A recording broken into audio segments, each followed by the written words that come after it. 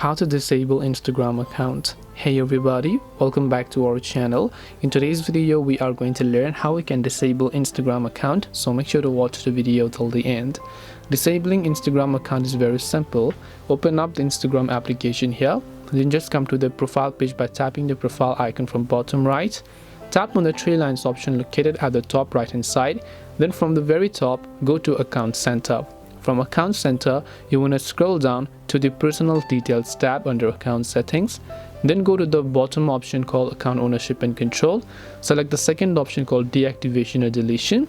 Select the Instagram account that you would like to deactivate or disable. Leave it at the option called Deactivate Account. Then tap on Continue button. After that, you just have to enter your password and your Instagram account will get successfully deactivated or disabled. Anytime you want to enable it, just try to log into your account and you will be asked to enable your account details. So this way you can disable Instagram account. Hope this video was helpful.